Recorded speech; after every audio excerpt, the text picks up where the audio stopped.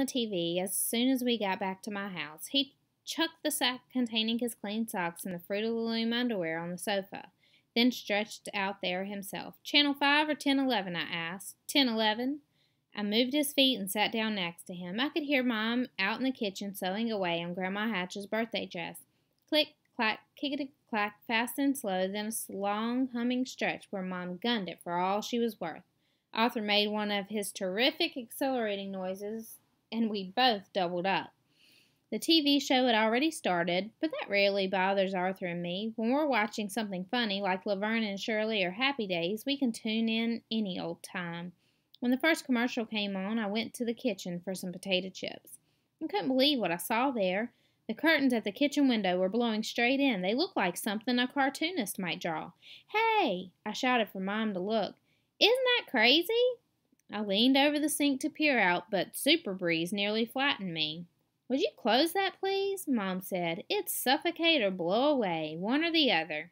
You put your bike in the garage, I hope." "Yup." I opened the cupboard where we kept the chips. "You suppose Dad and Grandpa got the tractor running yet?" I asked. "Probably." She lifted the presser foot, and I heard her snipping threads. If Arthur hadn't been there, I'd sat down and watched her sew. I loved her new machine. It was the last thing she bought before she quit at the hair boutique. She really knew how to operate it, too. Forward, reverse, flip, snip, zigzag, zigzag, zig, zig, zig, zig, zig, zig, zig. I made zigzagging motions in the air until Mom asked what in the world I was doing. Then I remembered why I had come in the kitchen in the first place. "We're out of chips, Dan, if that's what you want." I settled for soda crackers. I watched Mom as she held the top half of the lavender dress at arm's length to inspect it. "I wonder if Mother Hatch wants this skirt gathered or pleated," she said, more to herself. "Why not do both?" I suggested. Mom grinned. She blew a strand of hair out of her face and then pushed back her chair and went to the phone. "I'll be sorry if I don't ask her." "That's funny," I heard her say a minute later. I looked up from spreading peanut butter on crackers to see her staring at the mouthpiece. She clicked the little chrome piece up and down and then dialed again. "Now it's ringing, but no one's answering," she mumbled. "Where would Grandma Hatch be on a night like this?" I shrugged and carried my plate of crackers back to the living room. Arthur was so glad for the arrival of food that we almost missed the severe weather announcement coming over the TV. "In the St. Paul area, just north of Grand Island." I heard that much. Mom rushed in through the dining area. "Listen," she shushed us. "In effect until further notice is given, warnings are being issued for St. Paul, Dannebrog, and several rural areas. Funnel clouds have been sighted near Dannebrog. Persons in those vicinities are urged to take all possible precautions." Mom had her hand over her heart. "St. Paul's northwest, thank God." Arthur sat up, his eyes round. "Grandma's farm is east, close to Phillips," I explained. "St. Paul's still too close for comfort," Mom added. "Do we have to go to the basement?" I asked. "Now that we are all set for the next show, I hope not." Mom didn't answer. She had her face right up against our big front window, shielding her eyes, trying to see out. Normally she's a lot more casual about storms than Dad is, but she looked worried. "It's pitch black out there," she said. "I've never seen it so dark this early."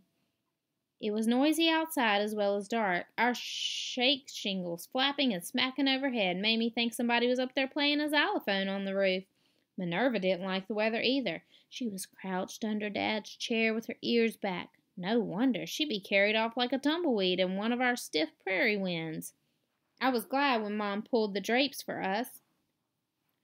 "Do we have to go downstairs?" I asked again. "Not yet, Danny. We'll keep listening to the TV." Arthur spoke up. "Tornadoes move from southwest to northeast, remember?"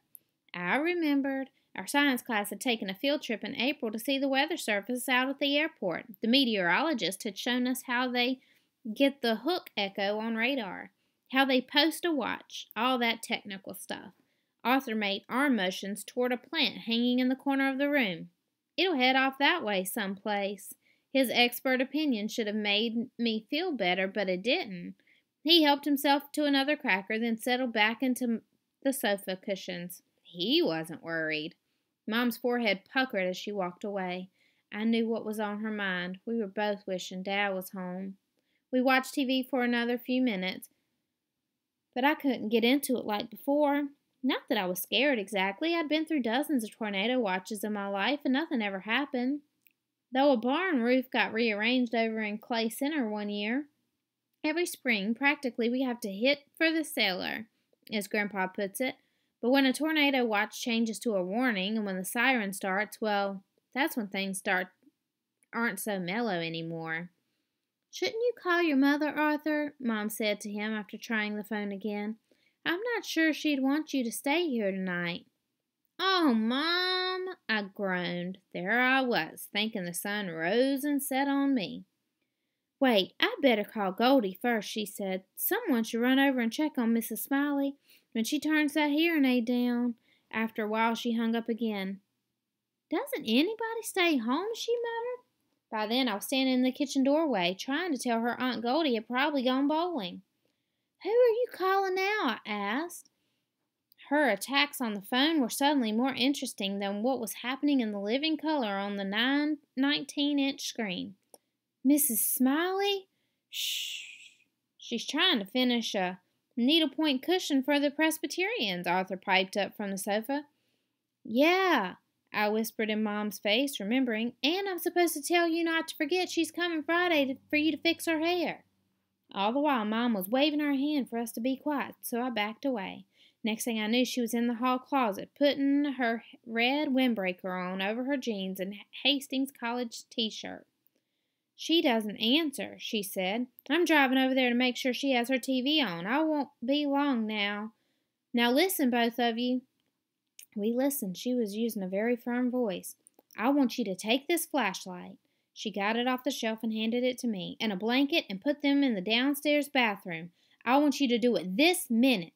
I nodded, trying the flashlight to make sure it worked. If the siren starts, get Ryan and go downstairs. Don't wake him up if you can help it, all right? Arthur's eyes got big listening to Mom. He told me once they never go to the basement during windstorms. That figures. They moved here from California. What do they know? Ever hear of a tornado in the good old California?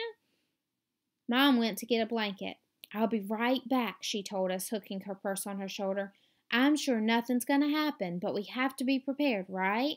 Your father would have a fit if we ignore the siren. She smiled and waved her car keys at us as she left, barely squeezing out the door before it slammed shut again. Woo-wee! Arthur exclaimed. Sounds like a bull roar outside. Hurried downstairs with the emergency stuff and set it on the bathroom counter. Minerva went with me, scurrying across my feet on the steps, acting the way she does when she wants attention. I picked her up by the middle, smoothed down her stripes, and balanced her on the glass door of the shower. Usually she'll do a tightrope act for me, but she only yowled and jumped off. After giving me her mean jungle look, she sat down to dig at her ear. You got a flea in there? I asked, bending to give her a good scratching. She didn't like that either. Upstairs, Arthur was hooting and hollering again. I decided I was missing all the good parts, so I hurried up the 2 short flights of steps with Minerva dashing ahead of me. Sometime in the middle of all that comedy on the screen, the siren began. Now that is a very sobering sound. It's unlike anything else, having its own built-in chill factor. I thought of Mom first. She'd hear it and come back, I told myself. Then I thought of Dad and how far the farm was out from town. They wouldn't even hear the siren out there. In a half second, I was at the phone dialing 555-2379. 4 rings, and then I heard Grandma's voice. Grandma, I shouted into the phone. Where have you been? There's a tornado just north of GI. Siren's going off. Can you hear it? A voice said something, but it sounded so far away. Talk louder, Grandma. I can't hear you. The voice faded away entirely. Wasn't even sure if it was Grandma's now. There's a tornado coming. Can you hear me? Finally, there wasn't anything on the line but the sound of another phone ringing very faintly, as if it were in New York or someplace far away. I couldn't figure it out. By then, Arthur was standing next to me. I was just about to hand him the phone when abruptly the siren stopped. It didn't taper off. It just quit, as if someone snipped it with scissors. Except for the TV, everything around us seemed suddenly very still. Hey, he said, raising his eyebrows, they changed their minds. I hung up the phone. I didn't know what was happening. Maybe they got their weather signals crossed, he suggested happily. They could, you know. I read a book once about that happening where this whole fleet of fishing boats put out to sea, he rattled on.